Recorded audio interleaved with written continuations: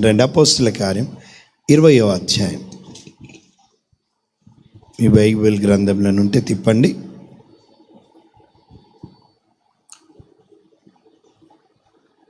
Exactly 2 అవుతుంది. ఎప్పటి వరకు ముగించాలంటారు మీరు? లంచ్ చేసే టైం దాందే ముందు బ్రదర్, ఇంతసేపు కూర్చున్నాం, ఇంకో కొంత కూర్చుంటాం అనే రకాలు కూడా ఆసక్తి గలవారు ఉంటారు కదా. ఇంతవరకు ఉన్నాం కదా, నెలకోసారే కదా, పోయేదేముంది, మళ్ళీ ఇంకో నెల కలుస్తాం, కొంచెం ఆలస్యం అయితే మనం చచ్చిపోతామా తినకపోతే అనుకున్న పెద్ద మనసున్న వాళ్ళు కూడా ఉంటారు మీలో. కానీ నేను అంత సమయం తీసుకోను. నేను కూడా కింద కూర్చొని వచ్చిన వాడిని కనుక మీ బాధలు నాకు కూడా తెలుసు. కాబట్టి కొన్ని విషయాలు సూటిగా వీలైనంత క్లుప్తంగా మీ ముందు పెట్టడానికి నేను ముందుకు వెళ్తాను. అపోజిట్ పౌలు గారు 3 సువార్త యాత్రలు చేశారు. 3వ సువార్త యాత్ర ముగింపులో ఆయన మిలేతుకు వచ్చాడు. నేను ఎక్స్ప్లెనేషన్ ఇవ్వట్లేదు, టైం త్వరగా ముగించడానికి. మిలేతుకు వచ్చి 13వ వచనంలో చూస్తాం మనం, 17 నుంచి. మిలేతుకు వచ్చి ఎఫ్ఎస్సికి సంఘంలో ఉన్న పెద్దలను పిలిపించాడు. ఆయన మళ్ళీ ఎఫెస్కి వెళ్ళడానికి ఇష్టపడట్లేదు, ఎందుకంటే యెరూషలేముకు వెళ్ళాలని చాలా తొందరలో ఉన్నాడు. ఆయన ఆశపడుతున్నాడు. ఇప్పుడు సమయం వృధా చేయొద్దు, తనకు అక్కడ కొంత టైం దొరికింది కనుక ఆ టైంని వేస్ట్ చేసుకోకుండా ఎఫెస్సికి కబురు పెట్టి అక్కడ ఉన్నటువంటి పెద్దల్ని పిలిపించాడు. బైబిల్ గ్రంథంలో పెద్దలు అన్న మాట ప్రాముఖ్యంగా ఆదిమ సంఘంలో మనం చూసినట్టయితే పెద్దలు అన్న మాట దైవజనుల గురించి చెప్పబడిన మాట. బిషప్ అని, ఓవర్సీర్ అని, షెపర్డ్ అని, ఈ మాటలన్నీ కూడా బైబిల్ గ్రంథంలో పెద్దలు అని, అధ్యక్షుడు అని, నాయకుడు అని, కాపరి అని, ఇవన్నీ దైవజనులకు పర్యాయ పదాలుగా ఉన్నాయి. ఈ రోజులలో సంఘములో పెద్దలు అంటే ఎవరు వస్తారో తెలుసా? ప్రెసిడెంట్ వస్తాడు, లేకపోతే చైర్మన్ ఉంటాడు, ట్రెజరర్ ఉంటాడు. నిజానికి అది కాదు. పెద్దలు అన్న మాట, ఎఫెస్లో 3 సంవత్సరాలు ఉన్నాడు. అక్కడ ఉండి పెద్దల్ని తయారు చేశాడు, అంటే దైవజనులుగా తయారు చేశాడు.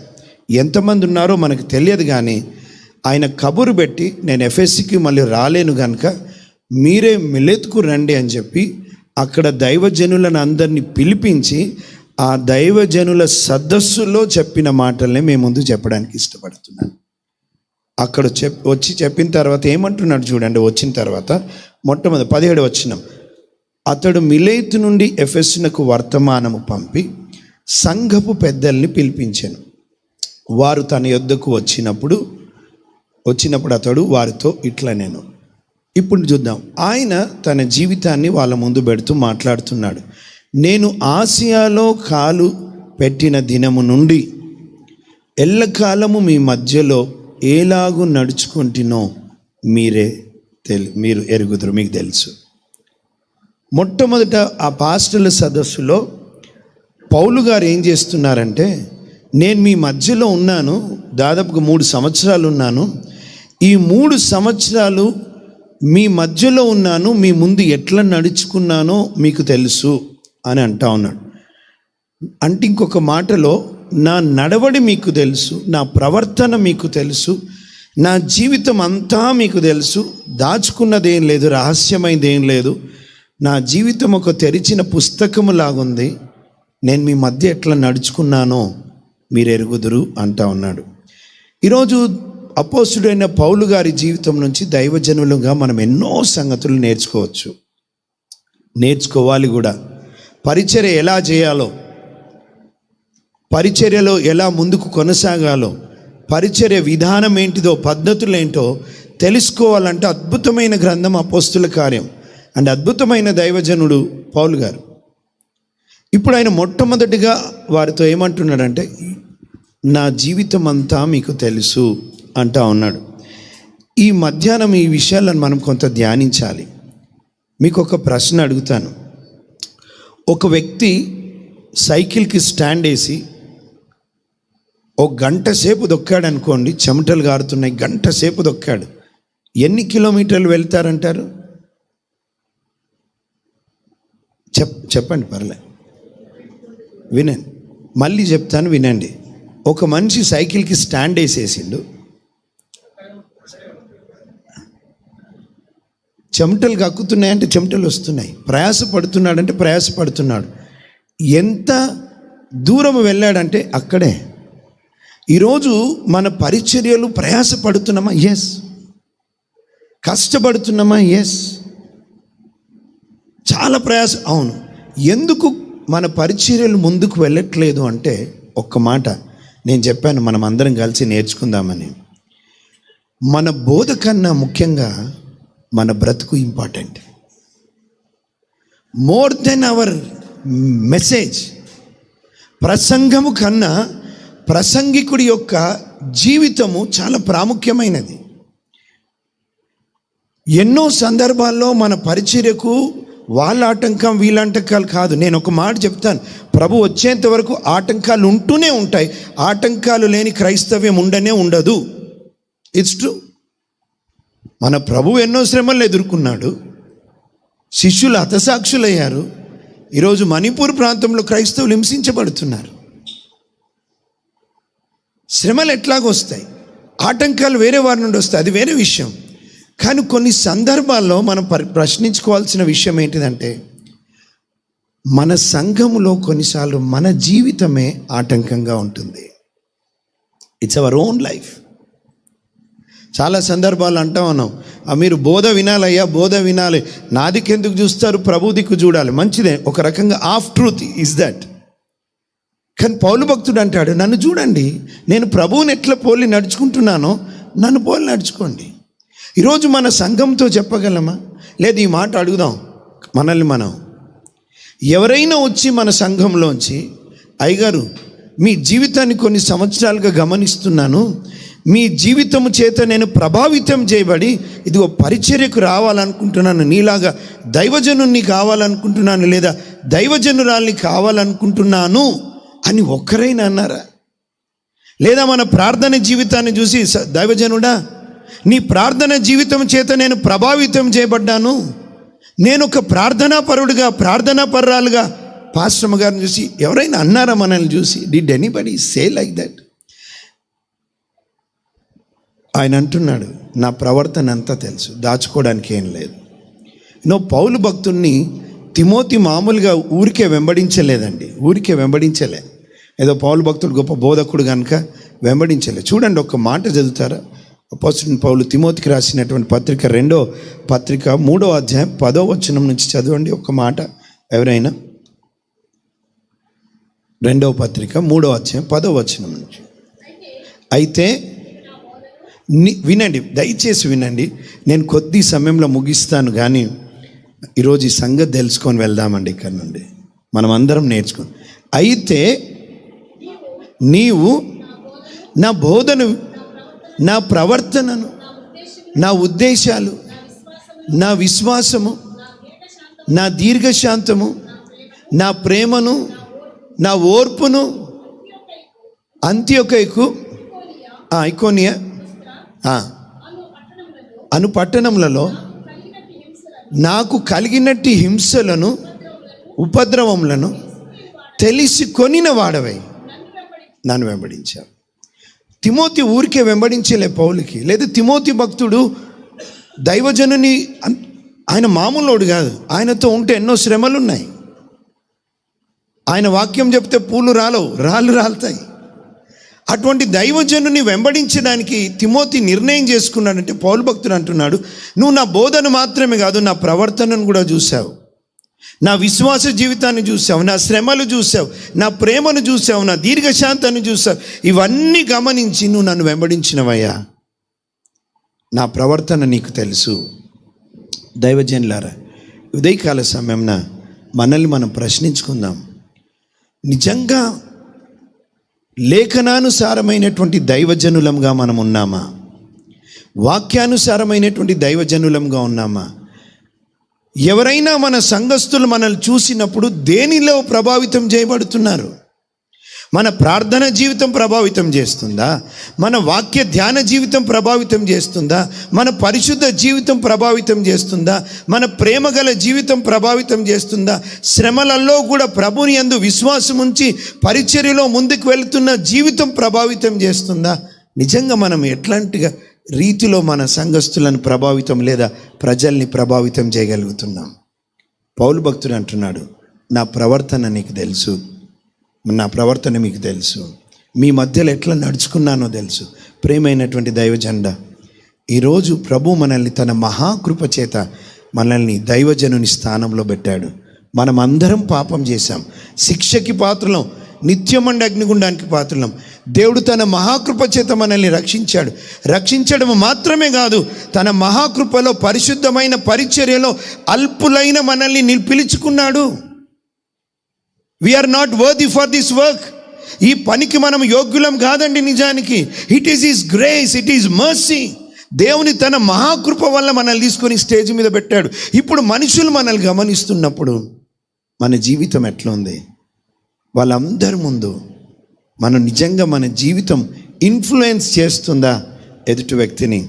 బోధ తర్వాత సంగతి. బోధ ఎవరైనా చేయగలరండి. ఈరోజు ఎక్కడ లేనంత మెటీరియల్ ఉంది, ఎక్కడ లేనంత యూట్యూబ్లో వాక్యాలు ఉన్నాయి. గూగుల్లో కొడితే ఏ టాపిక్ కొట్టిన మెసేజ్ వచ్చేస్తుంది. ఈరోజు మొట్టమొదటి ప్రశ్న, మన ప్రసంగం కన్నా ప్రసంగికుడి యొక్క జీవితం చాలా ప్రాముఖ్యమైంది.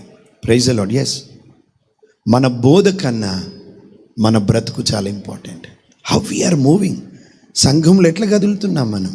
పౌలు భక్తుడు అంటున్నాడు, 3 సంవత్సరాలలో జీవితం అంతా అర్థమైపోతుంది కదా. ఒక మాట ఉంది కదా, నానుడి సామెత, 3 నెలల్లో వీళ్ళు వాళ్ళు అవుతారు, 3 నెలల్లో మరి 6 నెలలు తెలియదు నాకు కరెక్ట్గా. 6 నెలలు 3 సంవత్సరాలు ఉన్నాడు. ఎంతగా ప్రభావితం చేసి ఉండొచ్చు వారి జీవితాలను. అక్కడ దైవజనులు అయ్యారు. ఇంకొక మాట కూడా, ఒక మాట చెప్పనియండి. మన సంఘమును విస్తరించబడాలంటే, సరిహద్దులు విశాలపరచబడాలంటే, శాఖోపశాఖలుగా విస్తరించబడాలంటే సంఘంలోంచే దైవజనులు లేపబడాలి. ఆమేన్. సంఘంలోంచే నీ బోధ, నీ డాక్ట్రిన్ అన్నీ ఖచ్చితంగా ఉంటుంది కదా. సంఘంలోంచే దైవజనులు లేపబడాలి. ఎందుకు ఒక విశ్వాసి జీవితాంతం విశ్వాసి స్థానంలో ఉండాలి? మన పిల్లల్ని స్కూల్ పంపిస్తే వాడు 10th వస్తాడు, ఇంటర్, డిగ్రీ, ఉద్యోగస్తుడైతే వాడు ఒక ప్రయోజకుడు అవుతాడు కదా. సంవత్సరాల తరబడి ఒక విశ్వాసి ఎందుకు విశ్వాసిగా ఉండాలి? ఎందుకు ఆ విశ్వాసి శిష్యుడు కాకూడదు? శిష్యులను తయారు చేసే దైవజనులు ఎందుకు కాకూడదు? దైవజనులను లేపాలి. హల్లెలూయా. ఎట్లాగా జరుగుతుంది అది? తిమోతి ఎట్లాగా వెంబడించగలిగాడు? ఎట్లాగా దైవజనుడిగా అయ్యాడు? దైవజనుడైన పౌలు గారి జీవితం యవనస్తుని ప్రభావితం చేయగలిగింది. He influenced Timothy's life. ఈరోజు మన జీవితాన్ని పరీక్ష చేసుకుని, నేను చేసేదంతా రైటే నో బ్రదర్, ప్రభు సన్నిధిలోకి వెళ్ళాలి. ప్రభు, నా ప్రవర్తన ఎట్లుంది? నిజంగా నేను ఎట్లా బిహేవ్ చేస్తున్న సంఘం ఎదుట ఎట్లాగున్నాను నేను? పేతురు భక్తుడు అంటాడు, మనం సంఘానికి నియంత్రణం కామండి. We are not bosses to the church. సంఘానికి నియంత్రణం కాదు.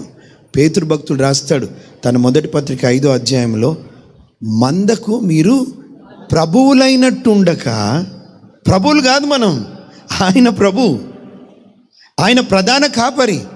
తన మహాకృప వలన మనల్ని కాపరిగా చేశాడు ఆ మందకి. మీరు మందకు ప్రభువులుగా ఉండకండి, దానికి బదులు మాదిరిగా ఉండండి. Praise the Lord. మాదిరి, మనం నియంత్రణం కాదు. సంఘస్థులు మనకు చెప్పినట్టు వినాలంటే అధికారం వాడొచ్చేమో, కానీ మాదిరిగా ఉంటే అండి ఖచ్చితంగా వాళ్ళు లోబడతారు ఏ పనికైనా. మాదిరి గల జీవితం. మీరు మందకు మాదిరిగా ఉండండి అని అంటాడు పేతురు భక్తుడు రాస్తూ 5వ అధ్యాయంలో. అప్పుడు మళ్ళీ అంటాడు ఆయన, మనకు ఒక ప్రధాన కాపరి ఉన్నాడు, ఆయన వచ్చినప్పుడు మనకి బహుమానం ఇస్తాడు. ఈరోజు ఈ మాట చెప్పి నేను ముందుకు వెళ్తాను. మన జీవితం నిజంగా సంఘస్థులను, సంఘాన్ని లేదా ప్రజల్ని ప్రభావితం చేయగలుగుతుందా? దాపరికాలు లేని జీవితం ఉందా మనకి సంఘం ఎదుట? ఓపెన్గా తెరిచిన పుస్తకంలాగా. చాలామంది వారి కుటుంబాల దగ్గరికి సభ్యులను రానివారు. మేబీ ఒక కారణం ఉండొచ్చు. ఏంటిదంటే వాళ్ళు వచ్చి ప్రతిసారి డిస్టర్బ్ చేస్తారు కనుక ప్రధానికి ఊరికే వచ్చే వాళ్ళు కూడా ఉంటారు. అదొక కారణం కావచ్చు. కానీ ఇంకొక కారణం కూడా కావచ్చు. సంఘానికి మనం దూరంగా ఎవరిని రానియకుండా మేబీ మన జీవితం వాళ్ళకి తెలిసిపోతుందేమో అన్న భయం కూడా కావచ్చు. భార్యాభర్తలుగా కుటుంబంలో ఉన్నప్పుడు, మన పిల్లలతో ఉన్నప్పుడు సంఘస్థుడు చెప్పకుండా వస్తే ఏంటి పరిస్థితి? ఆలోచిద్దాం. అంటే రహస్య జీవితము, బహిరంగ జీవితాలు లేవు. మన జీవితం ఒకే రీతిగా ఉండాలి, ఎప్పటికీ ఒకే విధానంలో ఉండాలి. సంఘము ముందైనా, ఇంట్లో అయినా, సమాజంలో అయినా, ఎక్కడున్నా మన జీవితము ఒకే రీతిగా ఉండాలి, ప్రభువు ముందు ఉన్నట్టుగా ఉండాలి.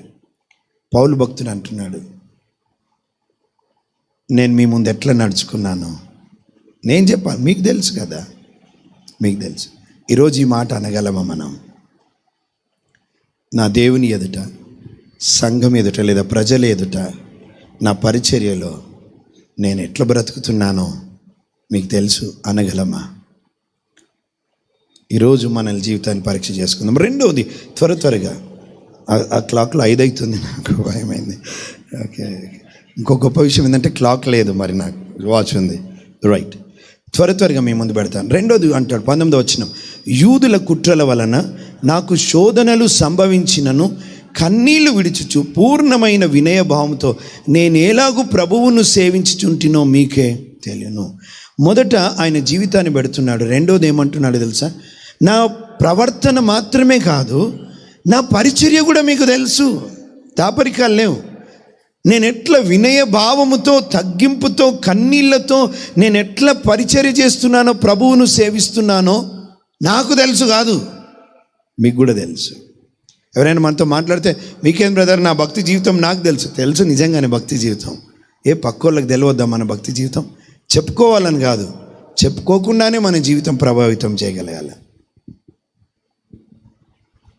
రెండవది అంటున్నాడు, మొదటిది నా ప్రవర్తన మీకు తెలుసు, రెండవది నా పరిచర్య, ప్రభువుని నేను ఎట్లా సేవిస్తున్నానో తీవ్రంగా, కన్నీళ్లతో ఆయన సన్నిధిలో ఎట్లా గడుపుతున్నానో, ఎన్ని రకాల శోధనలు వచ్చాయో, శ్రమలు వచ్చాయో మీకు తెలుసు. నేను వినయ భావముతో, వినండి, వినయ భావముతో నేను ప్రభుకి సేవిస్తున్నాను. దైవజనులుగా మనలో ఉండాల్సినటువంటి ఒక విషయం ఏంటిదంటే, మన పరిచర్యలో వినయం ఉండాలి, తగ్గింపు ఉండాలి. మళ్ళీ చెప్తున్నాను, సంఘానికి మనం బాస్ కాదు, సంఘానికి మాదిరిగా ఉండాలి. అది మనది కూడా కాదు, మనకు అప్పగించబడిన పరిచర్య.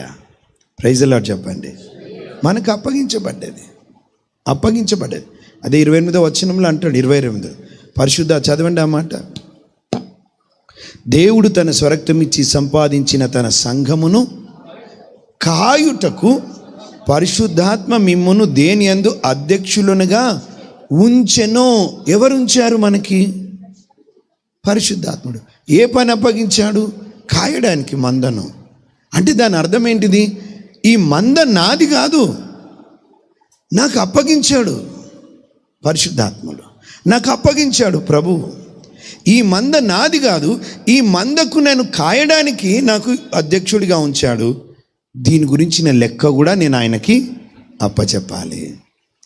పరిచర్య విషయంలో కూడా జాగ్రత్త మనం ఉండాలి. ఇది మన పరిచర్య కాదు, పరిచర్యకు మనం లెక్క అప్పచెప్పవలసిన వారమై ఉన్నామని అర్థం చేసుకోవాలా. ఇక్కడ అంటూ నేను ఎట్లా ప్రభువుని సేవించానో కూడా మీకు తెలుసు. పౌలు భక్తుని యొక్క జీవితం ఎంత ధైర్యంగా మాట్లాడుతున్నాడో చూడండి. నా జీవితం మీకు తెలుసు, నా పరిచర్య మీకు తెలుసు, ఎట్లా వినయముతో చేశాను. సంఘములో కావచ్చు, దైవజనుల కూడికలు కావచ్చు, లేక పాస్టర్ల సదస్సులు కావచ్చు, పాస్టర్స్ ఫెలోషిప్ కావచ్చు. 4 సంవత్సరాలు అయింది, దేవునికి మహిమ కలుగును గాక. అయితే ఒక విషయం హెచ్చరిస్తాను, ఈ సంఘము లేకపోతే ఈ పాస్టర్ల సదస్సు కరెక్ట్గా ప్రభు మహిమ కొరకు వెళ్ళాలంటే నేను అనేది రానివ్వకండి. నేను అనేది వచ్చింది అనుకోండి, మేము అనేది వచ్చింది అనుకోండి, ధన్యులం. ఎప్పుడైతే నేను అనేది వస్తుందో, నేను అని ఒక్కడు అనాలి. నేను ఉన్నవాడను అనువాడను అన్నోడు మాత్రమే అనాలి నేను అని. మన ఐక్యతలో నేను అనేది రావద్దు. మనము ఇంతకుముందు మాట్లాడుతున్నారు విన్నా, సహోదరులు ఐక్యత కలిగిండుట ఎంత మేలు అంటూ చివరిలో అచట ఆశీర్వాదమును శాశ్వత జీవమును ఆజ్ఞాపించిందంట ప్రభు. Where there is unity there is eternal life and there is a blessing. Unity ఉండాలంటే, if we need unity we need humility. If you want to see unity in among us, మన మధ్యలో యూనిటీ కావాలంటే పునాది ఏముండాలి తెలుసా? Humility ఉండాలి, తగ్గింపు ఉండాలి. తగ్గింపు లేకపోతే కలిసి ఉండడం కష్టం. కుటుంబమైన, సంఘమైన, సేవకులైన కలిసి తగ్గింపు. ఏ కొమ్మకైతే ఫలం కనబడుతుందో ఆ కొమ్మ కొంచెం బెండ్ అయి ఉంటుంది. ఏ ఫలం లేనిది నిటారుగా ఉంటుంది. ఎవరి జీవితంలోనైతే తగ్గింపు ఉంటుందో ఆ వ్యక్తి ఆత్మచేత నడిపించబడుతున్నాడని అర్థం. మనము మన యజమానుడైన యేసయ్య కన్నా గొప్ప వాళ్ళమా? ఆయన శిష్యులను, ఈ లోకంలో గురువు శిష్యుల బంధం ఉంది. గురువు సింహాసనం మీద ఉంటాడు, శిష్యుడు పాదాల దగ్గర ఉంటాడు. లోకంలో చూస్తే గురువు ఫోటోలు కూడా చూస్తారు మీరు, శిష్యు. కానీ ఎగ్జాక్ట్లీ ఆపోజిట్. శిష్యుని కుర్చీ మీద కూర్చోబెట్టి యేసయ్య పాదాల దగ్గర కూర్చొని మోకరిల్లి ఆ కాళ్ళను గడిగి టవల్తో దూడ్చి ఒక దాసుని లాగా ప్రవర్తించాడే. దీనిని చూసి మీరు చేయండి అన్నాడు. అంటే దాని అర్థమైంది, ఆయనను వెంబడిస్తున్నటువంటి వారి జీవితంలో ఉండాల్సింది ఏంటిదో తెలుసా? తగ్గింపు ఉండాలి. హెచ్చించుకున్నవాడు తగ్గించబడతాడు, తగ్గించుకున్నవాడు. యేసు ప్రభు అద్భుతమైన మాటలండి. శిష్యులతో మాట్లాడతాడు. మీరు ఎక్కడైనా ఫంక్షన్కి పోయారనుకోండి, పోగానే ముందు కూర్చోకండి సీట్లలో. పోగానే మనం ముందు సీట్లలో, మనం మామూలుగా ముందు సీట్లలో కూర్చుంటాం. ఫంక్షన్ అయినా ఎక్కడైనా సరే, త్వరలో ఇక్కడంటే ముందు వచ్చిన వాళ్ళం కాబట్టి ముందు కూర్చుంటాం, అది వేరే సంగతి. కొంతమంది లేట్ వచ్చినా ముందు కూర్చుంటే వాళ్ళు ఉంటారు. శిష్యులకు ఆయన నేర్పించిన బోధ ఏంటో తెలుసా? మీరు పోగానే వెనకాల కూర్చోండి. ఒకవేళ మీరు ముందు కూర్చున్నారనుకో, పోగానే మీకన్నా గనులు వస్తే ఆ పెద్ద ఆయన, పెళ్ళి పెద్ద కావచ్చు, లేదా ఆ కొడుకు, బ్రదర్ మీరు కొంచెం వెనకకు వెళ్ళండి, ఆ పెద్ద ఆయన వస్తున్నాడంటే మీకు ఎంత ఇన్సల్ట్ అవుతుంది. మీరు వెనకాల కూర్చొని ఒకవేళ ఆ వ్యక్తి వచ్చి, బ్రదర్ మీరు ఇక్కడ ఎందుకు కూర్చున్నాడు, రండి ముందు కూర్చోండి అంటే అది ఎంత గంత అంటూ తన శిష్యులకు నేర్పించాడు. అలా అని చెప్పి వెనుక కూర్చొని నన్ను ఎవరు ముందు పిలుస్తలేరని చూసుకోవద్దు. మనం we should be there only. ఇక్కడ కూర్చుని నన్ను ఎవరు విలువరాయికి పట్టించుకోరలేదు. అసలు మనం హ్యూమిలిటీ, తగ్గింపు అనేది వచ్చిపోయేదిగా ఉండొద్దు. అది మన జీవితంలో ఒక భాగమైపోవాలి. We should humble our self, తగ్గించుకోవాలి. పౌలు భక్తుడు అంటున్నాడు, వినయభావంతో నేను ప్రభువుని ఎట్లా సేవించినామో కూడా తెలుసు మీకు. మన సంఘానికి అర్థం కావాలా ప్రభు కొరకు ఎంత తీవ్రంగా మనం పనిచేస్తున్నామో, మన దేవుని పరిచర్య ఎంత ప్రేమతో, ఆశతో, ఆసక్తితో, తీవ్రతతో పనిచేస్తున్నామో సంఘానికి కూడా తెలియాలి. అదే అంటున్నాడు దైవజనులతో మాట్లాడుతూ. మూడోది చూద్దాం. అక్కడ త్వరగా నేను స్కిప్ అవుతా ఉన్నాను. 20వ వచనం, మరియు ప్రయోజనకరమైనది ఏదియూ దాచుకోక బహిరంగంగాను ఇంటింటను మీకు తెలియజేయచ్చు, బోధించుచు దేవుని ఎదుట మారు మనసు పొంది మన ప్రభువైన యేసుక్రీస్తునందు విశ్వాసం ఉంచవలని యూదులకును గ్రీసు దేశస్థులకును ఎలాగూ సాక్ష్యం ఇచ్చుచుంటినో ఇదంతయు మీకు తెలియను, మళ్ళీ మీకు కూడా తెలుసు అంటున్నాడు. ఏమంటున్నాడు? నేను మీకు ప్రయోజనకరమైనది ఏది దాచుకోలే. సంఘానికి, దైవజనులకి ఏది అవసరమో, ఏది ముఖ్యమో, ఏది ప్రయోజనకరమో అన్నీ బోధించిన ఈ 3 సంవత్సరాలలో. That's what he says. ఈరోజు మన సంఘాన్ని దేవుడు మనల్ని నమ్మిచ్చాడు. వినండి, వారికి కావలసిన సమస్త బోధ చేయబడాలి. అంత ప్రయోజనకరమైనది అన్నీ వారికి తెలియపరచబడాలి. పౌలు భక్తుడు, నీకు ప్రయోజనం ఏది నేను దాచుకోలే. దేవుని నుండి నేను ఏమేమైతే పొందుకున్నానో, ఏది తెలుసుకున్నానో అన్నీ మీకు చెప్పేసిన. ఈ కుస్తీలు నేర్పించే వాళ్ళు, వాయిద్యాలు నేర్పించేవారు, ఇవన్నీ ఉంటాయి కదా, కరాటే అవి నేర్పించేవాళ్ళు, అన్నీ నేర్పిస్తారంట. కానీ ఒకది నేర్పించారంటే ఏదో ఒక ట్రిక్ వాళ్ళ దగ్గర పెట్టుకుంటారు బాస్ లాగా. మళ్ళీ వాడేమైనా తిరుగుబాటు చేస్తే దాంతో వానికి ఒక షాట్ ఇవ్వచ్చని. కానీ దైవజనుని జీవితం పౌలు అన్నీ నేనేం నేర్చుకున్నాను, ఏం తెలుసో అన్నీ మీకు బోధించా, ప్రయోజనకరమైన అన్నీ బోధించిన. ఈరోజు సంఘానికి కావాల్సిన ప్రయోజనకరమైన అన్ని బోధలు సంఘానికి ఇవ్వాలి. చాలా సందర్భాల్లో దైవజనులు, మీరు కారు నాకు తెలుసు కానీ సహజంగా జరిగే, దైవజనుడు ఎప్పుడు సిద్ధపడతాడంటే శనివారం, తప్పేం కాదు. కానీ ఈరోజు ఆదివారం వాక్యం అయిపోయిందంటే ప్రభు సన్నిధిలో కనిపెట్టి సోమవారం నుండే వారికి ఏంటి బోధ మొత్తం చెప్పుకుంటూ రావాలి, అన్ని బోధలు చెప్పుకుంటూ రావాలి. అసలు నిజం చెప్పాలంటే ఇక్కడొక బోధ అక్కడొక బోధ ఇక్కడ వచనం తీయడం కన్నా it's a good thing. Expository, ఒక పుస్తకాన్ని ఒక పత్రికని తీసుకొని చక్కగా దాన్ని వివరిస్తే వాళ్ళ లైఫ్లో ఆ పత్రిక కూర్చుండిపోతుంది. బైబిల్ వారికి అర్థమవుతుంది, సంపూర్ణంగా వారు సర్వసత్యంలోనికి నడిపించబడతారు. కొన్ని సందర్భాలు ఈరోజు తప్పుడు బోధలు ఎందుకున్నాయి, ఇక్కడొకటి అక్కడొకటి వచనాలు తీసుకుంటాం. కొన్నిసార్లు మంచిదే కాదనను, కానీ క్షేమకరమైన బోధ ఏంటిదంటే ఒక గ్రంథంను, పుస్తకాన్ని లేకపోతే ఒక పత్రికను తీసుకొని ఆ పత్రికను ఒక్కొక్కటిగా వివరించడం ద్వారా ఆ పత్రిక అంతటిలో ఉన్నటువంటి సారాంశము, సత్యము, బోధ అంతా వారి హృదయాల్లో కూర్చుండిపోతుంది. హల్లెలూయా.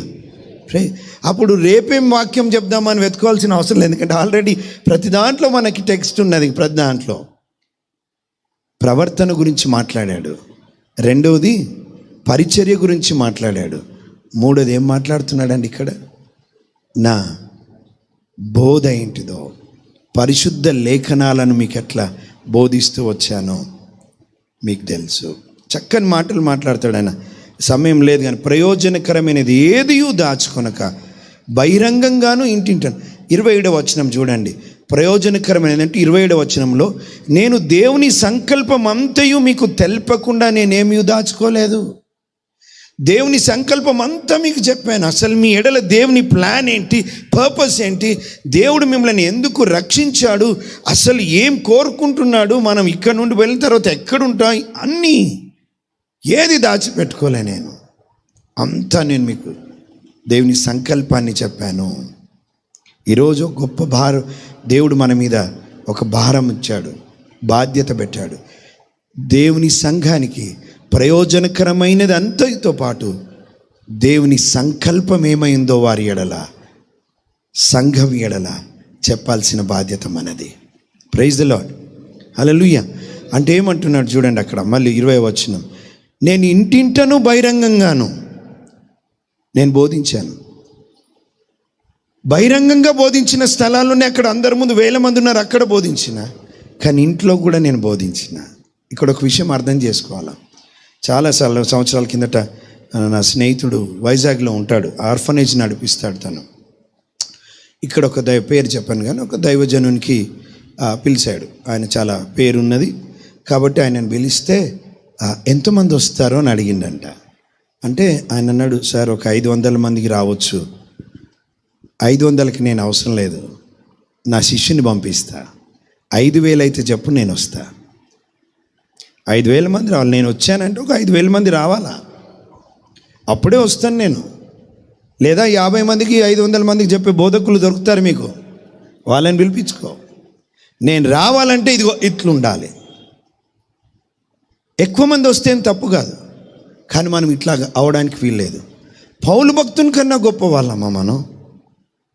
నేను బహిరంగంగా చెప్పుతాను, అదే భారంతో ఇంట్లో కూడా చెప్తాను. 3-4 ఉంటే దట్స్ వాట్ హి సేస్. నాకు మనుషులు ముఖ్యం కాదు, ప్రభువును పరిచయం చేయడం ముఖ్యం నాకు, ప్రజలు కాదు. ఇంతమంది వస్తే స్తోత్రం, ఎక్కువ మందికి చెప్పడానికి అవకాశం వచ్చింది. 1-2-3 ఉన్న స్తోత్రం. వాళ్ళని సమరయ స్త్రీ, ఒక్క స్త్రీతో మాట్లాడలేదా ప్రభు, సమయం తీసుకోలేదా? మనం అట్లాంటి వాళ్ళము అని నేను అనట్లేదు, కానీ ఆ ప్రమాదాల్లో చిక్కుకోవద్దు అని ముందే మనం మాట్లాడుకుంటున్నాం. బహిరంగంగా నాకు చెప్పడం, ఇంటింట కూడా మీ మధ్యలో ఎట్లా చెప్పానో మీకు తెలుసు అంటూ తన బోధన చెప్తున్నాడు. ఏం బోధించాడంట? మారు మనసు గురించి బోధించాడంట, విశ్వాసములో పెరగాలని బోధించాడు. ఈరోజు మారు మనసు బోధలు లేవు, చాలా తగ్గిపోయాయి మారు మనసుకు బోధ. ఈరోజు చాలా మటుకు ఆశీర్వాదాలే ఉన్నాయి. ఖచ్చితంగా ప్రభు ఆశీర్వదిస్తాడు, డౌట్ లేదు దాంట్లో. ఆయన ఆశీర్వాదాలకు కారణభూతుడు ఆయనే. కానీ ఈ బోధ తగ్గిపోయింది ఈరోజు. రిపెంటెన్స్ గురించి, మారు మనసు గురించిన బోధ ఇంట్లో ఉన్నా చెప్తున్నాడంట, బహిరంగంగా చెప్తున్నాడంట, మారు మనసు పొందండి అని. ఈరోజు మారు మనసు బోధ మనం ప్రకటిస్తున్నామా నిజంగా? వినండి, ప్రజల్ని సంతోషపెట్టే బోధకులుగా కావద్దు, ప్రభువుని సంతోషపెట్టే బోధకులుగా కావాలి.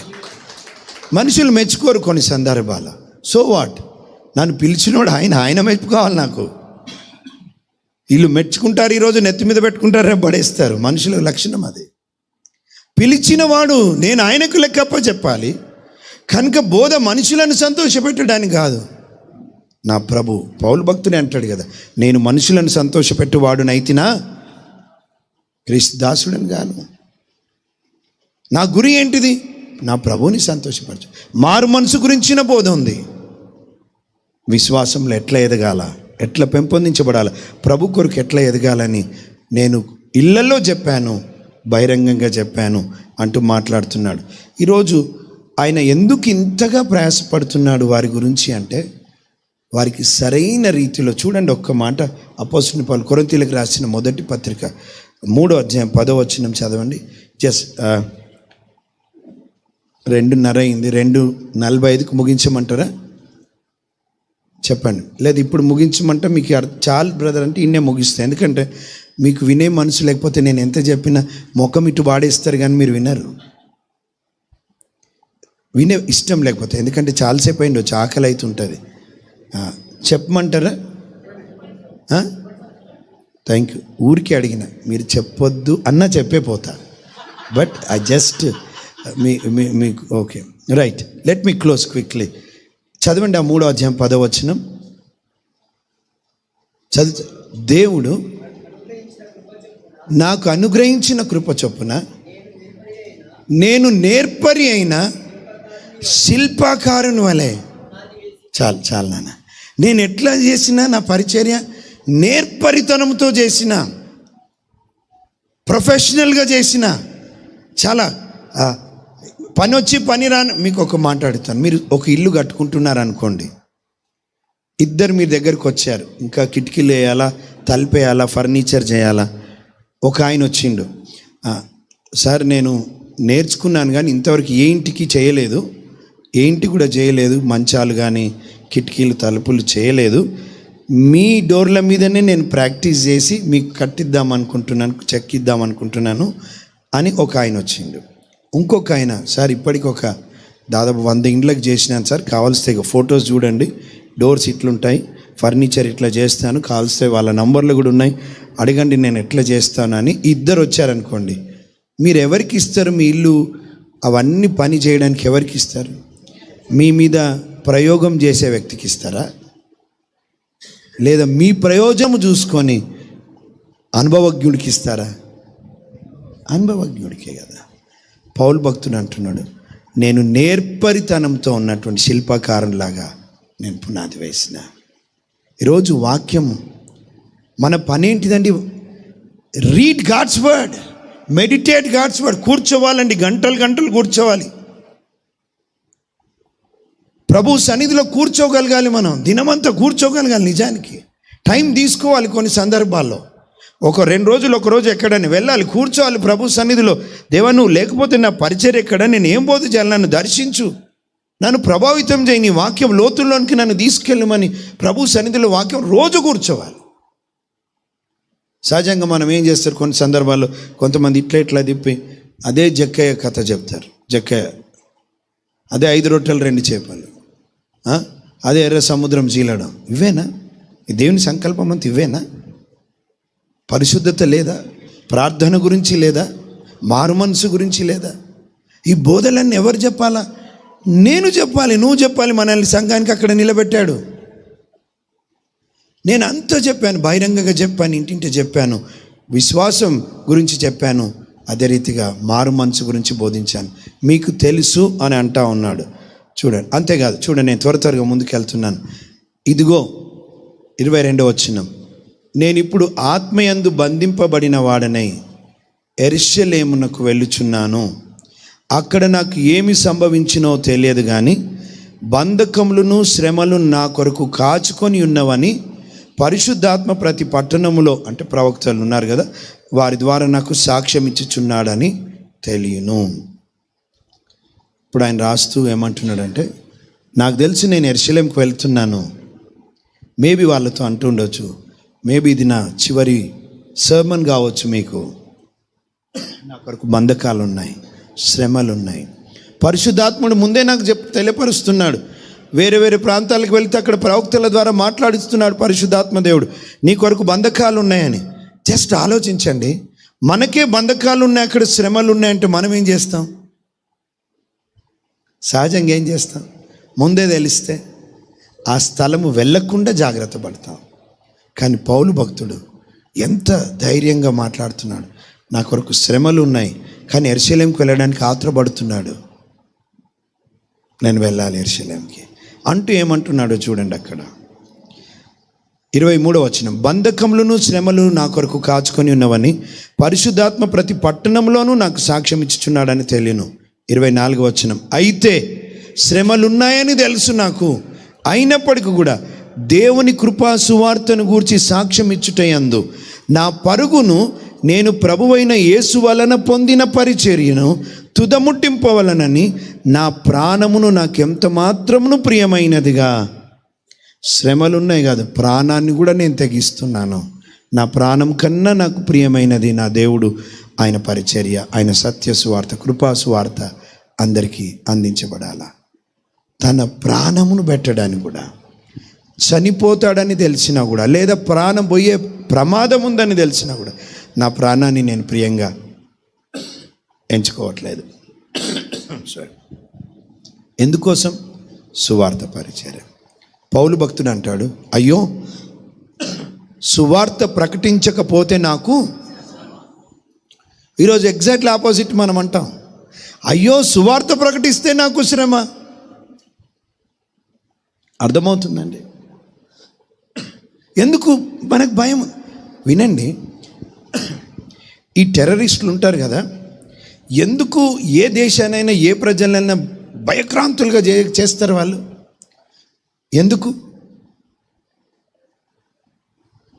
కొన్ని నీళ్ళు ఉంటాయి. ఎందుకు వాళ్ళు ఎంతమంది వచ్చినా టెర్రరిజం పోవట్లేదు?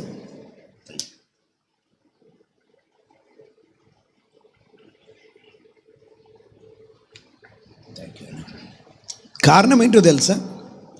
వాళ్ళు తెగిస్తారు, అంతే, ప్రాణాలను తెగిస్తారు. ఒక మాట చెప్పనా, చావడానికి చావొచ్చినా పర్లేదని సిద్ధపడినటువంటి దైవజనుణ్ణి ఎవరు ఆపలేరండి పరిచర్యలో, ఎవరు ఆపలేరు. మరణం కన్నా డేంజర్ ఏంటో తెలుసా? భయం. బ్రతుకుండగానే పక్షవాయు గలవానిగా చేసేస్తుంది, ఏం చేయబుద్ధి కాదు, భయం భయం భయం. నేను పాత బస్తీలో ఉన్నాను, చాలా ధమ్కీలు ఉన్నాయి. కొన్ని సందర్భాలు భయం వచ్చేస్తుంది, అరే చస్తే ఒక్కసారి చస్తాం, భయపడితే క్షణం క్షణం చేస్తాం. ఇంకొక మాట చెప్పనియండి, మన సమయం కన్నా ముందు ఎవరు మనల్ని ముట్టజాలరు. మన సమయం అయిపోతే ఎవరు మనల్ని ఆపజాలరు. ఈ సూత్రం తెలుసుకుంటే చాలు. మన టైం కన్నా ముందు ఎవ్వరు ముట్టలేరు మనల్ని. ఏసై గురించి నా సమయం రాలే అంట, ఎవరు ముట్టలేరు ఆయనని. మన టైంనే ప్రభు పిలుచుకున్నాడు అనుకోండి, ఇంకా నువ్వు రావాల్సింది ఇంటికని, నిన్నెవరు ఆపలేరు, ఏ హాస్పిటల్ ఆపలేదు. ఏం చేయాలో తెలుసా? మనకి ఇప్పటికే సగ జీవితం అయిపోయింది, శేష జీవితం ఎంతో తెలియదు. పరిస్థితులు రేపు ఎట్లాంటి పరిస్థితులు రాబోతున్నాయో తెలియదు. ఇప్పుడు అనుకూలత ఉంది, let's work for the Lord. ప్రభు కొరకు తీవ్రంగా పని చేయాలి మనం. Let's put our life in our ministry. మనం ప్రాణం పెట్టినంతగా పరిచర్యలో పాల్గొనకపోతే పరిచర్యలు ముందుకు పోవు. భయంలో బ్రతుకుతుంటే ముందుకు పోవు. మనం ఏమైనా పర్వాలేదు, దేవుడు ఇచ్చిన నాకు పరిచర్య పిలుపు, ఆయన ఇచ్చిన పరిచర్య నేను ముందు ఇంకా చెయ్యాలి, సమయం వృధా చేసుకోవద్దు అనుకుంటే, నేను చెప్పనా, మన సంఘాలను ఎవరు ఆపలేరండి, ఎవరు ఆపలేరు. ప్రభు అన్నాడు, నేను నా సంఘాన్ని కడతా, దాని ముందు పాతాళలోక ద్వారములు నిలవలేవండి. God knows how to deal people. ఎట్లా ఎదుటి వారితో డీల్ చేయాలో ఆయనకు తెలుసు. బట్ ఈరోజు మిషనరీలను చూడండి, ఎందుకు అలా ఎప్పుడో చచ్చిపోయారు. 1600, 1700 ఆ టైంలో వచ్చి ఇప్పటికీ మనం మాట్లాడుకుంటాం. ఎందుకు? వాళ్ళ పరిచర్యలో త్యాగం ఉంది. యూనో, బర్మా మిషనరీ ఆదోనిరామ్ జడ్సన్, ఆయన సతీమణి యాన్ జడ్సన్, పాస్టమ్మలు కూడా ఉన్నారు, వినాలా. వాళ్ళు కలకత్తాకు వచ్చారు, పరిస్థితులు అనుకూలపరచలే. తర్వాత బర్మాకు వెళ్ళాల్సి వచ్చింది. నేను క్లుప్తంగా చెప్తున్నాను. అక్కడే ఉండి 6 సంవత్సరాలు అయిన వరకు ఒక్కరు కూడా రక్షించబడలేదంట. మధ్యలో ఒక కొడుకు చనిపోయాడు, తర్వాత ఒక కూతురు చనిపోయింది. ఇటువంటి పరిస్థితుల్లో కూడా what made them to stand there? అసలు అన్ని పరిస్థితులలో అక్కడే ఉండి పరిచర్య చేయడానికి ఏంటి అంటే, ప్రభు ఇచ్చిన పిలుపుకు మేము మా ప్రాణం పోయినా పర్వాలేదు అనుకోవడం. ప్రాణం పోయినా పర్వాలేదు, దేవుడు నాకు ఈ పని ఇచ్చాడు, ఇక్కడ నన్ను ఉండమన్నాడు, ఏమైనా పర్లేదు. ఆయనను బర్మీస్ లాంగ్వేజ్లో బైబిల్ని తర్జుమా చేస్తూ ఉన్నాడు. తెస్తే ఆయన తీసుకెళ్ళి జైల్లో వేశారు. తెల్లోళ్ళ మీద చాలా వ్యతిరేకత ఉండే అప్పుడు. బర్మా బుద్ధిజం ఉంది అక్కడ. అండ్ పాస్టమ్మలు మీరు వినాలా, దైవజనుడికి దైవజనరాలు మంచి సపోర్ట్ ఇస్తే, అమ్మా నేను చెప్పగలను, ఒక్కడు 1000 మందిని, 2 10,000 మందిని తరుముతాడు అన్నట్టుగా అద్భుతమైన పరిచర్య అవుతుంది. ఇంతవరకు జరిగిన పరిచర్యలో మీ హస్తం ఉంది కనుకనే ఈ పరిచర్యలు జరుగుతున్నాయి, నిజంగా చెప్పగలను. కానీ ఒకవేళ కొన్ని సందర్భాల్లో దైవజనుడి గురిలో నువ్వు పాలు పంచుకోవాలా. వింటున్నారండి? దైవజనునికి, నీ భర్తకి ఏదైతే ప్రభు దర్శనం ఇచ్చాడో, ఏ గురి ఇచ్చాడో, ఏ పిలుపు ఉందో, ఆ పిలుపులో ఆయనకు నువ్వు తోడుగా ఉండాలి, పక్కన ఉండాలా. అప్పుడు ఆ పరిచర్య ఎంత ధైర్యంగా చేస్తాడో తెలుసా. ఈయనని తీసుకెళ్ళి జైల్లో వేస్తే యాన్ జడ్సన్ అప్పుడప్పుడు జైలు వెళ్ళి సందర్శించి ఒక మాట చెప్పి వచ్చేదంట, అదోనీరామ్ నెవర్ గివ్ అప్, వదిలిపెట్టదయ్యా నువ్వు. భార్య వచ్చి ప్రోత్సాహపరిచేది భర్తని. అప్పుడు ఆయన అన్నాడంట, నువ్వు అప్పుడప్పుడు వస్తుండు. చాలా కష్టంగా పర్మిషన్ తీసుకొని వచ్చేదంట అప్పుడప్పుడు. ఒకరోజు రాగానే అన్నాడంట, నేను ఆ బైబిల్ని ఇన్కంప్లీట్ చేసిన బర్మీస్ లాంగ్వేజ్లో ఆ వ్రతులు ఏవైతే ఉంటాయో అవి మెత్తలో పెట్టుకొని తీసుకురా నా కోసం, సమయం ఉన్నప్పుడల్లా. అవసరమా అదోనీరామ్? జైల్లో పడ్డావు కదా ఆల్రెడీ, ఆడ ఉండి కూడా నీకు దేవుని పని అంటే విసుగు రాలేదా? అక్కడుండి కూడా దేవుడు అంటే కోపం రాలేదా? ఇంకా నీకు న్యూ టెస్టిమెంట్ అవసరమా? అక్కడ వాళ్ళకి బర్మీస్ లాంగ్వేజ్లో నీ భార్యకు దూరం అయిపోయినావు, నీ పిల్లలకు దూరం అయినావు, ఆల్రెడీ జైల్లో ఉన్నావు, ఇంకా ఎందుకే నీకు దేవుడు? ఈ సెట్ బర్మీస్ అది నేను కంప్లీట్ చేయాలా. ప్రాణం పెట్టినరండి వాళ్ళు, ప్రాణం పెట్టారు. ఆమె ఏదో కష్టపడి నా భర్తకు పిల్లో కావాలా అది ఇది అని చెప్పి తీసుకొస్తే వీలు ఉన్నప్పుడు మెల్లిగా తర్జుమా చేసేవాడంట. కొన్ని నెలలైంది, భార్య రావడం ఆగిపోయింది. ఆదోనీరామ్ గుండెల్లో రైళ్లు పరిగెడుతున్నాయి, చిన్న పిల్లలు. భార్య వచ్చి చెప్పేది అప్పుడప్పుడు, ఆదోనీరామ్ నెవర్ గివ్ అప్ అని. ఇప్పుడు భార్య రావడం ఆపేసింది. ఒకరోజు విడుదల పొందిండు. ఇంటికి వెళ్ళి చూస్తే ఎవరో పిల్లలు మట్టిలో అంత దుమ్ములో ఉన్నారు, మట్టిలో ఆడుకుంటున్నారు, వెంట్రుకలంతా పిచ్చి పిచ్చిగా ఉన్నాయి, బట్టలు సరిగా లేవు, మట్టిలో ఆడుకుంటున్నారు. వాళ్ళని చూసి ఎవరాని దగ్గరకు పోయి చూస్తే హిజ్ ఓన్ చిల్డ్రన్, సొంత పిల్లలు పట్టుకొని ఏడవడం మొదలుపెట్టినంట. ఏంట్రా ఇది పరిస్థితి? What is this? బట్టలు సరిగా లేవు, మట్టిలో వెంట్రుకలు దూసి లేదు. He started crying. అమ్మేది అంటే లోపల చూపించిందంట. లోపల పోయి చూస్తే ఆ మంచానికి అతుక్కుపోయినటువంటి ఒక ఎముకల గుడులాగా అయిపోయింది.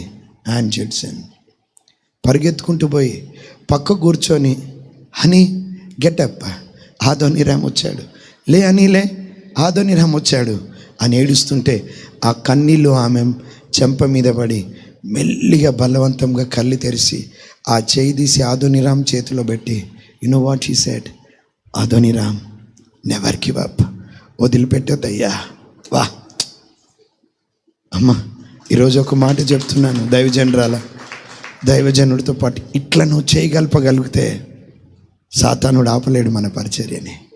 ఏ పార్టీ ఏది ఆపలేరండి. ప్రాణం పోయినా పర్వాలేదు, నా ప్రభు పని చేయాలి. రేపు యాక్సిడెంట్లో చచ్చిపోవచ్చండి, ఏముంది, ఎప్పటికి ఉండేటోళ్ళమా మనం?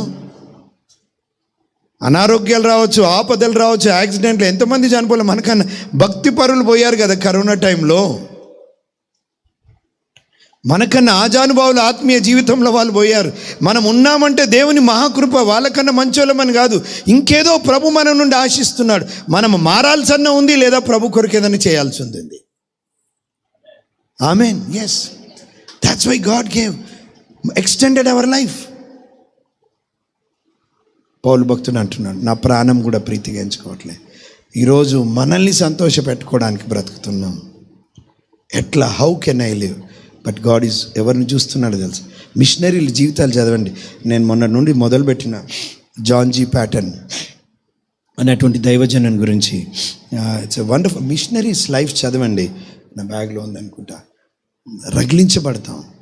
జాన్ జీ ప్యాటన్ నరమాంస భక్షకుల మధ్యలో పరిచర్య చేయడానికి పోతున్నప్పుడు భార్యతో అన్నాడంట, అమ్మ నేను పోతే మళ్ళీ వస్తానో రానో నాకు తెలియదు, నువ్వు ఇక్కడే ఇంటి దగ్గర ఉండు, గర్భవతివి కదా అని. అప్పుడు ఆమె ఏమన్నదో తెలుసా తల్లి? వినండి. ఏమండి, పెళ్ళిలో నేను ప్రమాణం చేసిన, బ్రతికిన నీతోనే, చచ్చిన నీతోనే, నేను నీతోనే వస్తా అన్నది. హల్లెలూయా. అండ్ వాళ్ళ మధ్యలో నేను షార్ట్గా చెప్తున్నా, మీ భోజనం గురించి కూడా ఆలోచించి మీరు చెప్పమంటే చెప్తాను. ఇంకా ఏమైందో తెలుసా? Both vent. అక్కడ కొంతమంది స్నేహపూర్వకంగా ఉండేటటువంటి అడుగు జాతి మనుషులు ఉన్నారు. వాళ్ళ దగ్గర ఉండి ఆ నరమాంస భక్షకుల దగ్గరికి వెళ్ళి వారిని ప్రభు కొరకు సాధించాలని. అటువంటి టైంలో వాళ్ళు అనుకున్న వాళ్ళంట, ఇన్ని రోజులు నల్లో మాంసం, జంతువుల మాంసం తిన్న మీ తెల్లోడి మాంసం ఏం టేస్ట్ ఉంటుందోరా, తినాలి వీడిని ఒక్కరోజు చంపి అని వాళ్ళు ఎదురు చూస్తున్నారు. అటువంటి టైంలో పుట్టిన కొడుకు చనిపోతే ఆ సమాధిని చేసి 2-3 రోజులు కూర్చున్నాడంటే సమాధి దగ్గర. ఎందుకంటే వాళ్ళు తీసి తినేస్తారని. అక్కడే వీళ్ళతో మన పరిచర్యని ఎక్కడ పోల్చుకోగలమండి? నిజంగా చెప్పండి. వాళ్ళ కాలి గోటి పరిచర్యలకు మన పరిచర్యలు సరితూగుతాయా? వాళ్ళ జీవితంలో ఉన్న త్యాగాలు ఎంత! 3 రోజులు కూర్చున్నాడంట, ఆ పిల్లో నీడ తీసుకొని తినేస్తారు అని. తర్వాత భార్య చనిపోయింది, అట్లాగే కూర్చున్నాడు. తర్వాత అందరూ అన్నారంట, వచ్చేయి, నువ్వు ఏం భార్యను పోగొట్టుకున్నావు, పిల్లలను పోగొట్టుకున్నావు, నిన్ను కూడా తినేస్తారు వాళ్ళు, నిన్ను కూడా ఏదో ఒక రోజున చంపి తినేస్తారు. వద్దు అని పంపించిన వాళ్ళు, వద్దు అని అక్కడ స్నేహంగా ఉండేవాళ్ళు చెప్పిండ్రంట. ఆయన అన్నమాట ఏంటో తెలుసా స్టేట్మెంట్? ఏదో ఒక రోజున నేను చచ్చితే పురుగులు తింటాయి, దాని బదులుగా వాళ్ళు తిని ప్రభు ప్రేమను తెలుసుకున్నా చాలు అనుకున్నాడంట. ఎట్లాగో పురుగులు తింటాయి, ఎట్లాగో చచ్చిపోతే పురుగులు తింటాయి, దాని బదులు పురుగులు తిన్నదేముంది, వాళ్ళు తిన్నదేముంది, కనీసం వాళ్ళైనా నన్ను తింటే ప్రభు ప్రేమను తెలుసుకుంటారేమో. Let me work for them. ఓ ప్రేమైన దైవజండ, మన పరిచర్యని సులువుగా తీసుకోకండి, నిర్లక్ష్యంగా తీసుకోకండి. God is trusting us. ప్రభు మనల్ని నమ్ముతున్నాడండి, నమ్మి ఎన్నుకున్నాడు. మనం చేయకపోతే ఇంకెవరు చేస్తారు? Who will? ఈ ప్రాంతంలో విలియం బ్రదర్ని నమ్మాడు, మీ ప్రాంతంలో మిమ్మల్ని ప్రభువు నమ్మాడు. మన మీద ఒక గొప్ప బాధ్యత ఉంది. నేను లెట్ మీ కంప్లీట్ దిస్. నేను పూర్తి చాప్టర్ ఆ నుంచి చెప్దాం అనుకున్నాను, but let me close here. ప్రభుచితం అయితే ఎప్పుడని చెప్తాను. ఈరోజు మన ప్రవర్తన ఎట్లుంది, మన పరిచర్య ఎట్లుంది, ప్రభు కొరకు ఎంత తీవ్రంగా ఉన్నాం, మనం వినయభావంతో ప్రభు పరిచర్య చేస్తున్నామా, మన ప్రాణాన్ని ప్రేమించుకుంటున్నామా, లేదా ప్రభువుని ప్రేమిస్తున్నామా? సీమోను పేతురుతో ఏమన్నాడు? పరిచర్య కాదు సీమోను, ముందు నన్ను ప్రేమిస్తున్నావా? నన్ను నువ్వు ప్రేమిస్తే ఇగో ఇప్పుడు నా పరిచర్య చేయి. 3 సార్లు ఆయన అడిగిన ప్రశ్న ఏంది? నా పరిచయం చేస్తావా? వినండి, more than hour ministry, master is important. మన పరిచర్య కన్నా మొట్టమొదట ప్రభువును ప్రేమించామనుకోండి, ప్రభు పరిచర్యను చాలా ప్రేమించి చేస్తాం. ప్రభు పరిచర్య సులువుగా ప్రేమిస్తాం. క్లోజ్ చేయమంటారా? ఈ అధ్యాయం ముగించమంటారా? షూర్ అన్నా? ముగిస్తాను. Let me close. ఈరోజు మన జీవితాన్ని పరీక్ష చేసుకుందాం. I'm serious. దేవుడు నాకు పిలిచిన పిలుపుకి నేను లోబడుతున్నానా? నిజంగా నా ప్రవర్తన ఎట్లుంది? నా పరిచర్య ఎట్లుంది? అక్కడ కన్నీళ్ళలోని కింద భాగంలో కూడా అంటాడు, 3 సంవత్సరాలు మీ కొరకు నేను కన్నీరు గార్చిన అంటాడు. ప్రేయర్, సంఘమును గద్దించడం మాత్రమే కాదు, వాక్యంతో వాళ్ళ కొరకు వెనకాల కన్నీరు గార్చాలండి. మనం కన్నీరు గార్చాలి. అందరూ ఒకే రీతిగా ఉండరు, మారరు. We should weep. చివరిది ముగిస్తాను. ఈజ్ ప్రేయర్ లైఫ్, ప్రార్థన జీవితం, ప్రవర్తన, పరిచర్య, ప్రాణము పెట్టినంతగా ప్రార్థన జీవితం. విలియం బూత్ ఒకసారి మిషనరీస్గా కొంతమంది 2 పంపించాడంట ఒక ప్రాంతంకి. అక్కడికి వెళ్ళి చాలా కష్టపడ్డారంట. చివరికి వాళ్ళకి విసుకొచ్చి టెలిగ్రామ్ ఇచ్చారంట విలియం బూత్ గారికి. Sir, we have tried everything, అన్ని ప్రయత్నాలు చేసినాం, ఎవ్వరు రక్షించబడట్లేదు ఈ ఊర్లో అని. ఈయన టెలిగ్రామ్ మళ్ళీ ఇచ్చిండంట. అన్ని ప్రయత్నించారు. 2 పదాలలో ఒక చిన్న జవాబు ఇచ్చాడంట, ట్రై టీయర్స్. ఇప్పుడు కన్నీరు గార్చండి వారి కొరకి. Try tears. ప్రేమైన దైవజనుడా, దైవజనరాల, మన సంఘం కొరకు మనం కన్నీరు అది పెట్టుబడి అండి. కన్నీరు గార్చాలి. నశించిపోతున్న వారి కొరకు కన్నీరు గార్చాలి. నాశనానికి జోగిన్న వారి కొరకు మనం కన్నీరు గార్చాలి. We should weep for them, we should intercede for them. వారి కొరకు విజ్ఞాపన చేయాలి. ప్రభువా, నాచారం రక్షించు ప్రభు, నాచారంలో మనుషులను రక్షించండి. నాయకులు వచ్చి వెళ్ళారు, వాళ్ళని వదిలిపెట్టొద్దు, వాళ్ళని రక్షించండి ప్రభు, నువ్వు వదిలిపెట్టద్దు. Try tears. ఈరోజు నీ పరిచర్య ఇంకా ముందుకు వెళ్ళట్లేదంటే విలియం బూత్ గారు చెప్పిన మాటనే చెప్తున్నాను, ట్రై టీయర్స్. కన్నీరు కారుద్దామా ప్రభు సన్నిధిలో. ప్రభువా, సంఘాన్ని విస్తరింపచేయండి, మనుషులను మీరు ఆకర్షించండి, సంఘంలో మీరు కదలండి ప్రభువా, అద్భుతాలు చేయండి. వాక్యం ప్రకటించిన వెంటనే సూచక్రియల ద్వారా మీరు వాక్యంని స్థిరపరిచినారు. కదలండి ప్రభువా, మనుషులను ఆకర్షించుకోండి. ఒకవేళ నిజంగా మనం ముందుకు వెళ్ళగలిగితే ప్రభు మహిమ కొరకు మన పరిచర్యలను ప్రభు విస్తరింపబోతున్నాడు. Is going to extend our మన ఏమంటారు సరిహద్దులను. డోంట్ వరీ, డబ్బు కోసం ఆలోచించకండి. డబ్బు ఉంటేనే పరిచర్య బ్రదర్ మా దగ్గర డబ్బు లేదు బ్రదర్, నో, 100% తప్పు. మీకు ఒక మాట అడుగుతాను, పేతురు భక్తుడు మొదటి ప్రసంగంలో ఎన్ని వేల మంది రక్షించబడ్డారు? ఎన్ని వేల మంది? ఎంత డబ్బు ఖర్చు అయింది? ఎన్ని లక్షలు ఖర్చు చేసి ఉండొచ్చు? 3,000. ఈరోజు 3,000 ప్రసంగాలలో ఒక్కరు రక్షించబడతలే మనకి. ఒక్క మొదటి ప్రసంగం, యునో వాళ్ళు అన్నది ఏంటో తెలుసా? వెండి బంగారములు మా యొద్ద లేవు, మాకు కలిగినదాన్ని మీకు ఇస్తున్నాము. ఏంటిది? నజరేయుడైన యేసు నామమునలే. ఒక్క నయ పైస ఖర్చు లేకుండా సంఘంలో 3,000 మంది మొట్టమొదటి గుంపుగా జతపరచబడ్డారు. డబ్బుంటే కాదు, ప్రభు ఉంటే డబ్బులు దానంతట అవే వస్తాయి. హల్లెలూయా. డబ్బు దేవుడు ఉంటే చాలండి. డబ్బులు మొదట నా రాజ్యము నీతిని వెతకండి, అప్పుడు అన్నీ అనుగ్రహింప. అది ఏదైనా కావచ్చు. ప్రభు, నాయన నువ్వు నన్ను పిలిచినావు, నువ్వు ఈ మీటింగ్ పెట్టమంటున్నావు, నేను పెడుతున్నా. నా ప్రాబ్లం కాదు డబ్బు. This is your honour. నీకంత కొరకు నువ్వు చేసుకో. ఓల్డ్ సిటీలో we had 3 days meeting with Salem Raju గారితో. బ్రదర్స్ ఉన్నారు, వాళ్ళకి తెలుసు. మొదలు పెట్టినప్పుడు ₹1 లేదు మా దగ్గర. నేను అన్నాను, ఇది దేవుని చిత్తం అని నమ్ముతున్నాను. పాత బస్తీలో లెట్స్ మూవ్ ఫార్వర్డ్.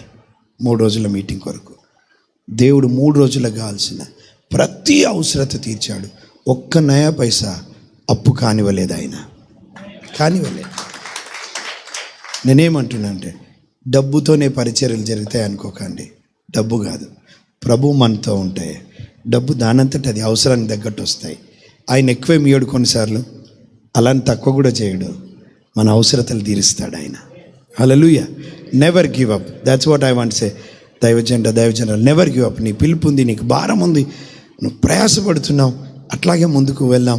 ప్రభు మనల్ని అందరినీ వాడుకోను గాక. ప్రార్థన చేద్దాం.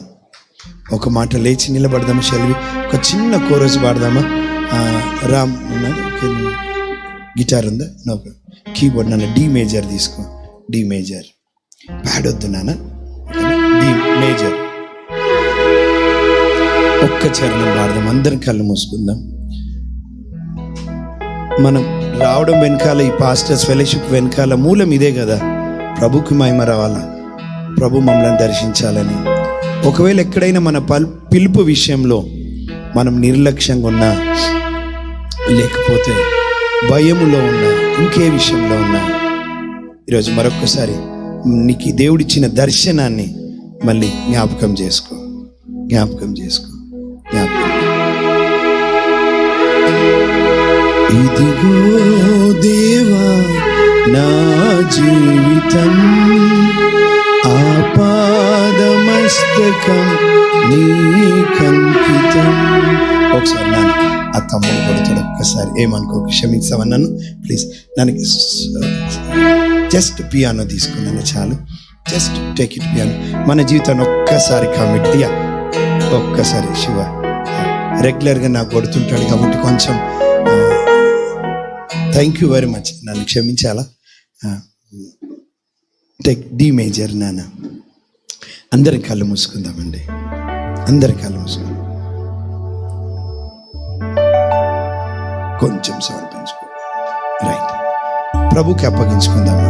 అప్పుడే ఇట్స్ ప్రభు మనతో మాట్లాడడం, ప్రభుకి అప్పగించుకోవడం, ప్రభు పనిలో ముందుకు వెళ్ళడం, ఉజ్జీవింపబడమే పాస్టర్ల సదస్సులు ముఖ్య ఉద్దేశం. అది పియానోనే తీసుకున్నాను, పియానోనే తీసుకో, జస్ట్ రైట్. స్ట్రింగ్స్ బోకు, ఏది బోకు, పియానోలోనే ఉండవు. I love piano. ఇదిగో దేవా నా జీవితం, ఆపాదమస్తకం నీకంకితం. ఇదిగో దేవా నా జీవితం, ఆపాదమస్తకం నీకంకితం. శరణం నీ చరణం, శరణం నీ చరణం, శరణం నీ చరణం, శరణం నీ చరణం. ఇదిగో దేవా నా జీవితం,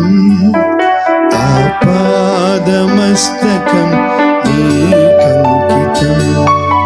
పలుమార్లు వైదొలగినాను పరలోక దర్శనము నుండి, విలువైన నీ దివ్య పిలుపుకు నీ తగినట్లు జీవించనైతి.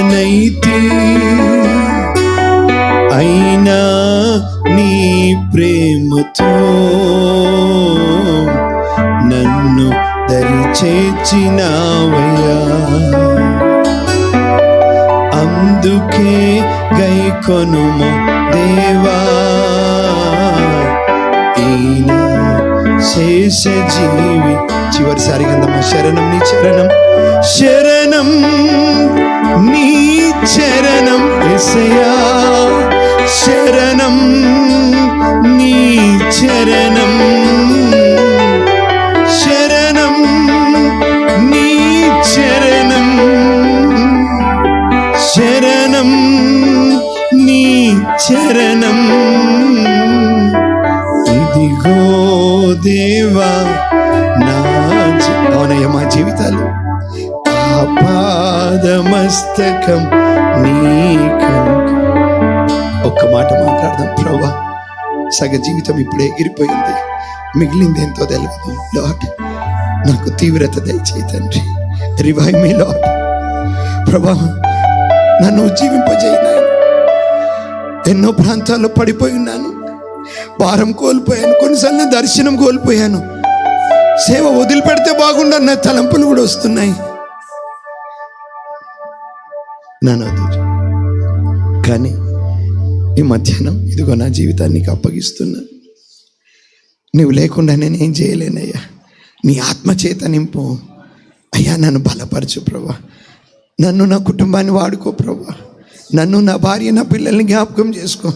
మా పోషకుడవు నువ్వు, ఆదరించు వాడవు నువ్వు, బలపరచు వాడవు నువ్వు. సంఘం కాదయ్యా, వాళ్ళు కాదు మమ్మల్ని పిలిచింది, నువ్వు కదా అయ్యా. ఎదిగో మా జీవితం, బలపరచయ్యా, వాడుకో నాయన. మమ్మల్ని ఏ ప్రాంతంలోనైతే పెట్టినావు ఆ ప్రాంతంలో ఉన్న ప్రతి మోకాలు యేసు నామమున వంగాల, ప్రతి నాలుక యేసే ప్రభువును ఒప్పుకోవాలా. అయ్యా మీరు కదలండి, నన్ను దర్శించండి, మమ్మల్ని దర్శించండి. వాడుకుంటున్నారు, ఇంకా బలంగా వాడుకో ప్రభా. ప్రేమగల తండ్రి, ఈ మధ్యాహ్నం మీ సేవకులందరితో కలిసి మేము కలిసి నేర్చుకున్నామయ్యా మీ వాక్యాన్ని. మేమెవరం గొప్పలం కాదు, మేమెంత బలహీనులమో మాకు తెలుసయ్యా. మమ్మల్ని బలపరచువాడవు నువ్వు, ఆదరించువాడవు నువ్వు, పురికొల్పువాడవు నువ్వు, అభిషేకించువాడవు నువ్వు, అద్భుతాలు చేయవాడవు నువ్వు, ప్రజల్ని ఆకర్షించుకునేవాడవు నువ్వు. నాయన నీ మీదే ఆధారపడుతున్నామయ్యా. మిగిలిన శేష జీవితం మీ చిత్తంను చేయడానికి, మీ పిలుపునకు లోబడి నాయన ధైర్యముగా మీ పరిచర్య చేయడానికి మమ్మల్ని అందరినీ వాడుకోండి ప్రభా.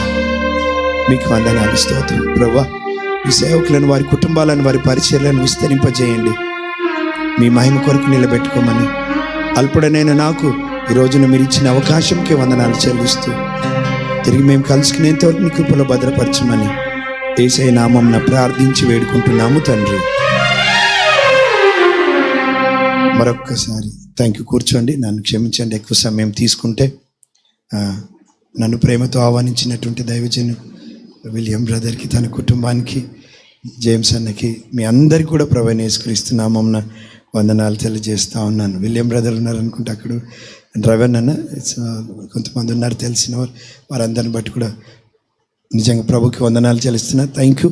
నా కొరకు, పరిచర్య కొరకు, కుటుంబం కొరకు ప్రార్థన చేయండి. అందరికీ వందనాలు నాన్న.